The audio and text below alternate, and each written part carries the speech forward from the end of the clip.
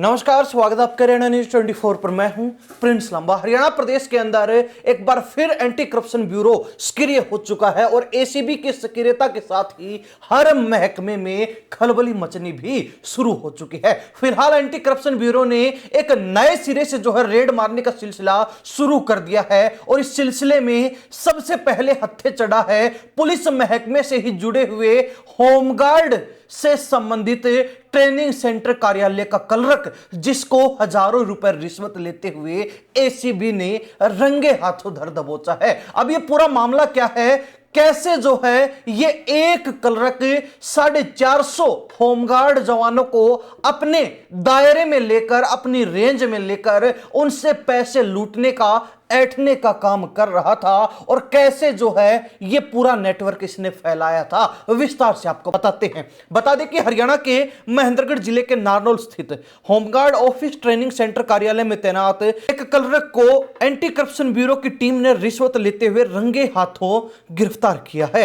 आरोपी क्लर्क को 2000 रुपए की रिश्वत लेते समय पकड़ा गया, जबकि इससे पहले शिकायतकर्ता से 6000 रुपए की रकम ली जा चुकी थी और कुछ दिन पहले ही आरोपी द्वारा 8000 रुपए की रिश्वत ली गई थी।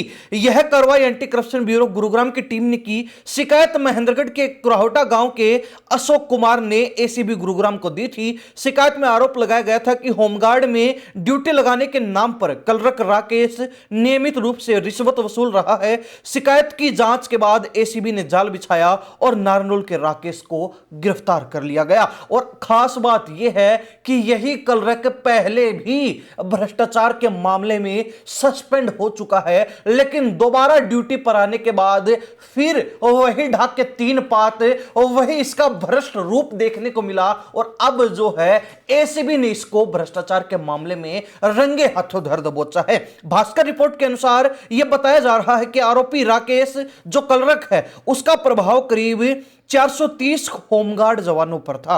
वह हर तीसरे महीने ड्यूटी लगाने और अनुकूल तैनाती के नाम पर प्रत्येक होमगार्ड जवान से 6000 रुपए की रिश्वत वसूलने का काम करता था। शिकायतकर्ता ने बताया कि पैसे न देने पर ड्यूटी नहीं लगाई जाती थी या फिर अगर ड्यूटी लगा भी दी गई तो दूर दराज स्थित इलाकों में ड्यूटी लगा दी जाती थी।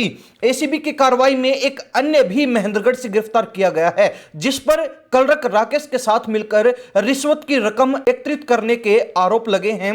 जांच एजेंसी अब दोनों से पूछताछ कर रही है और यह पता लगाने का प्रयास किया जा रहा है कि इस पूरे नेटवर्क में और कौन कौन शामिल हैं। सिर्फ एक क्लर्क ही इस तरीके से भ्रष्टाचार फैला रहा था या फिर किसी बड़े अफसर का हाथ, किसी बड़े अधिकारी का हाथ इस क्लर्क के ऊपर था, इस बात का अब पता लगाया जा रहा है।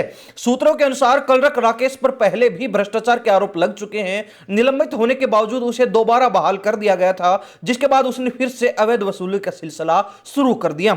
होमगार्ड राजेश और देशराज ने आरोप लगाया कि राकेश ने अपने परिजनों को भी होमगार्ड में फिट करवा रखा है और सिस्टम का खुले रूप से दुरुपयोग किया जा रहा है, यानी कि होमगार्ड के अंदर सरेआम लूटमारी के साथ साथ बड़ा गड़बड़ झाला चल रहा है और किसी का इस तरफ ध्यान ही नहीं है। जो लोग महकमे पहले से बड़े पद पर सेट हैं वो अपने लोगों को खुद ब खुद सेट कर रहे हैं और अफसरों को इससे कोई लेना देना है ही नहीं। अफसर इसके ऊपर जुबान तक खोलने को तैयार नहीं है। तो ऐसे में अंदाजा लगाया जा सकता है और शक गहरा हो जाता है कि शायद किसी न किसी अधिकारी का हाथ क्लर्क पर जरूर रहा होगा। यह एक थ्योरी है, यह एक विचार है, हम किसी को ब्लेम नहीं कर रहे, लेकिन अक्सर ऐसे मामलों में यह जरूर साबित हो जाता है कि कोई बड़ा अधिकारी जरूर पीछे से जो है क्लर्क को सह दे रहा था, जिसके आधार पर क्लर्क खुलकर सरेआम रिश्वत की वसूली कर रहा था, भ्रष्टाचार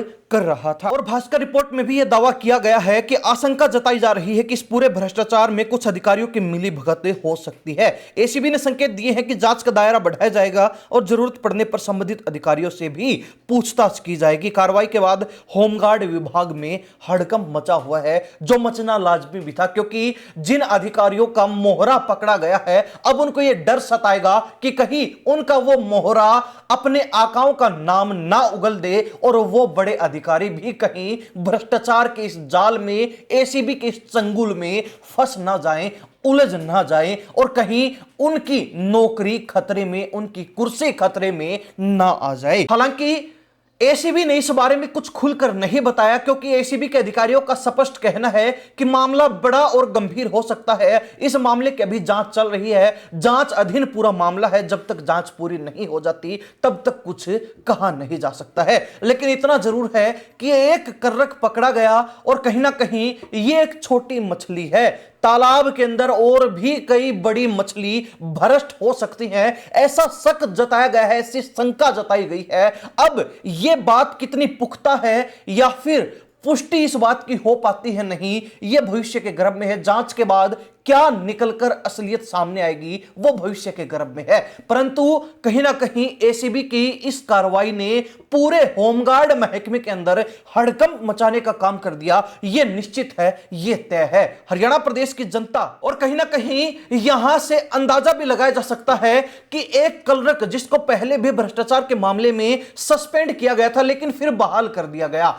हालांकि सस्पेंड होने का उसके ऊपर तनिक सा जरा भी फर्क नहीं पड़ा और बहाल होते ही फिर उसी ने वही लूटमार शुरू कर दी और वही रिश्वत का गंदा खेल शुरू कर दिया। और यह बात हम अक्सर कहते रहे हैं कि कोई अगर गलत कर रहा है और विशेष रूप से किसी ऐसे पद पर बैठकर जिस पद पर किसी व्यक्ति का बैठना सीधे सीधे सेवा होता है, आम लोगों की सहायता करना होता है, लेकिन वो लोग उस पद पर बैठकर लोगों की जेब पकड़ लेते हैं, लोगों की जेब काट लेते हैं, लोगों की जेब पर ही डाका डालने लग जाते हैं। तो ऐसे में कोई अगर अपने कर्तव्यों का निर्वहन स्पष्टता के साथ, ईमानदारी के साथ नहीं करता और वो गलत करता हुआ पाया जाता है, पकड़ा जाता है, तो सिर्फ सस्पेंड उसकी सजा नहीं है। ऐसे लोगों को नौकरी से हटाकर और ईमानदार लोगों को उनकी जगह पर मौका दिया जाना चाहिए, ताकि महकमों के अंदर ईमानदारी बरकरार रहेगी, लोगों का काम